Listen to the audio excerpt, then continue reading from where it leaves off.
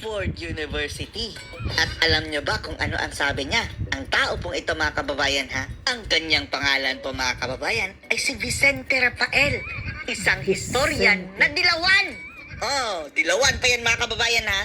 Di ba kampi na sila sa mga dilaw? Apparently mga kababayan, nananatili itong anti-Marcos siguro mga kababayan, kaya nilaglag si BBM sa interview niya kay Hey Darian.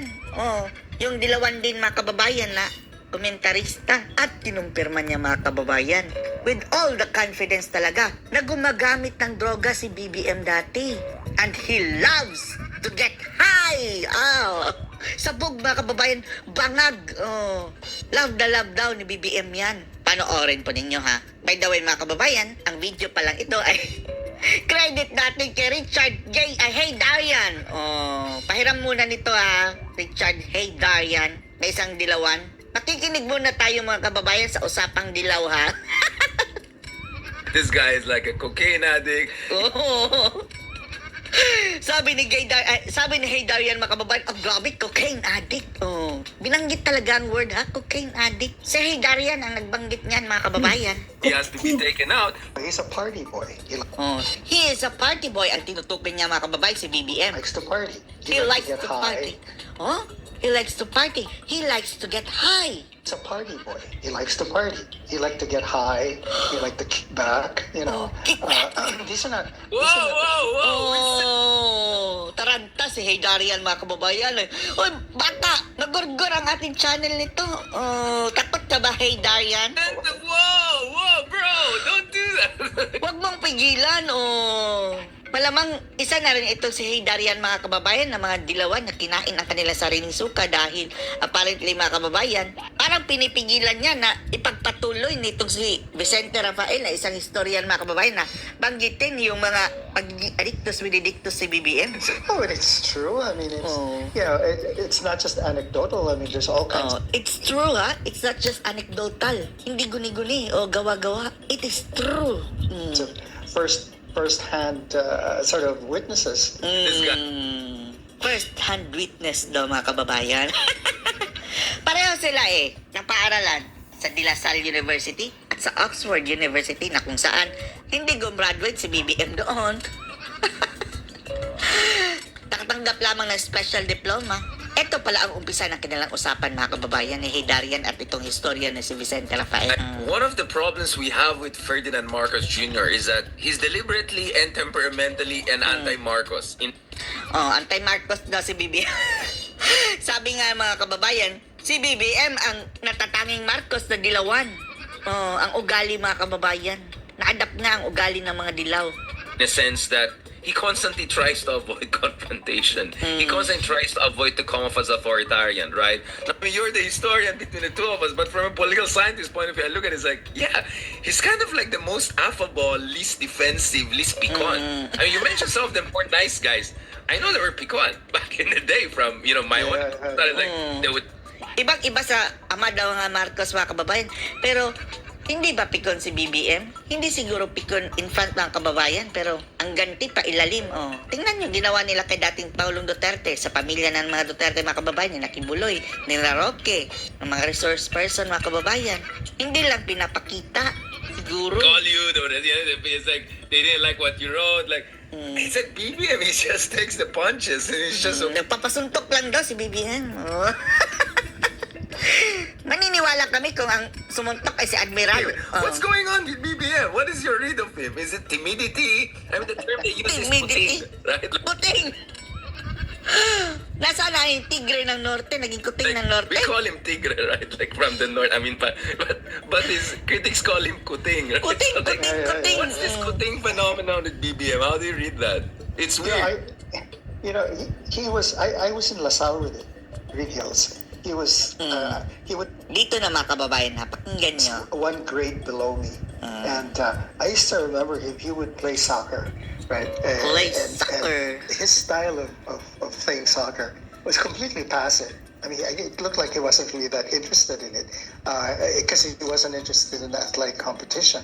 And my sense from stories that you hear is, he's a party boy. He He's a party boy. Alam niya mga kababayan. likes to party. He likes to party. He doesn't, he likes to sit back and watch Netflix or whatever, with his kids. Netflix and chill. Oh, with these kids. Ngayon na, mga kababayan ha. Pero dati mga kababayan, wala pang Netflix. Oh, party boy, tapos wala lang, pasaya lang sa buhay. Oh, sa may Malacanang, palagi ka lang nagpa-party, sabi ni Marcos Sr. sa kanya. He just enjoys relaxing. And Well- that, right? You what? Huh? Tamad! Oh, ayaw magtrabaho. Dati-rati pa mga kababayan, kaya huwag kayong magtaka kung ngayon mga kababayan. Talagang, sabi ni Sara Duterte, parang wala tayong presidente. Yeah, right. At one point in his life, I don't know if he still does it. He liked to get high. He likes to get high. Oh, He liked to kick back. kick back. Yan ang term mga kababayan, yung ano, high, down, tapos high na naman. Oh, ganyan. Up, down yung mga feeling mga kababayan. Pag wala ng epekto, gamit na naman para mag-kickback. Oh. These are not. Whoa, whoa! We Oh. sent the whoa, bro! Don't do that. Pati si Darian mga kababayan, umalma. Tingnan nyo. Hindi naman siguro magsisinungaling ito mga kababayan dahil may first-hand information siya. At mataas na rin ang kanyang naabot mga kababayan na taong ito, although dilawan yan. Pero isa siyang historian mga kababayan, batikang historian. But it's Alam niya ang history ni BBM. true. I mean, it's It's true. It's not just anecdotal. I mean, there's all kinds of first-hand sort of witnesses to his proclivities, as it were. And you should hear the stories about Oxford, etc. Mayroon pa palang mga ginagawa dito doon si BBM mga kababayan sa Oxford na hindi nyo alam. Alam niya dahil pareho sila ng paaralan sa Oxford. But anyway, so that's my Wait. experience. To the degree that the Siapa yang mengalami sakit sendi, So, osteoartritis, drug osteoporosis, addict talaga, dan berisiko cocaine tinggi addict. mengalami Ayan radang na, sendi si Vicente atau cedera Rafael na kening. mismo Minum nagsasabi Brand 2 kali na sehari cocaine pada addict. waktu So that's my experience. wait. To the degree that you can share, can you tell me a little bit about Oxford? Because I watch his.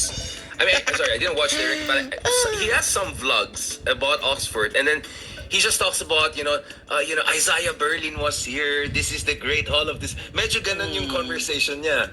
Rolling Stones. Yeah. No, one of my colleagues was in Oxford with him, and there's stories about him getting drunk and driving around Oxford and lying down on the street. Garumbado Umiga pa pala sa, talaga. mga kababayan, sa kalsada, si BBM daw. Sobra kahay. But as I said, all of this is really all about Alam niya mga kababayan ha. Although, hindi talaga sila magkaibigan, pero may colleague siya mga kababayan na friend ni BBM. At yun ang may first-hand information tungkol dito. Sa pagiging high ni BBM daw di umano. he always liked to party. I don't think he ever took his life seriously. And if it wasn't He for likes his to mother, party, Kaya nga, huwag kayong magtaka. Lagi nang magkonserto sa Malacanang. Kaya nga. Party. Sinasabi ko na basta Duran-duran. durugista I don't eh. think he'd want to be president. He's just not, personality-wise, he's just not given to commanding, as it were. Bakit nyo pinilit? Kung ayaw. Hindi kaya ng personality mga kababayan. Ito ang resulta. Nagtanggalan siya na ang ating bansa. He's more given to following, right? So, and in this case, he was following his mother, who wanted him to say the name, which is probably why Ivy Ano yan? Parang Manchurian candidate. is so Bitter. resentful because because she feels that she should have been the one, right? That she, Kaya pala mga kababayan, may nagparinig dati nung eleksyon na mayroon daw Manchurian candidate. Isa daw sa kanilang tumatakbong presidente is Manchurian candidate. Si BBM pala ang tinutukoy nun. he was much more serious and much more intelligent, and there's a Nakita niyo yung Manchurian candidate, yung movie? truth to that. So if Duterte was a sovereign trickster, BBM was maybe a sovereign party boy. Sovereign party boy.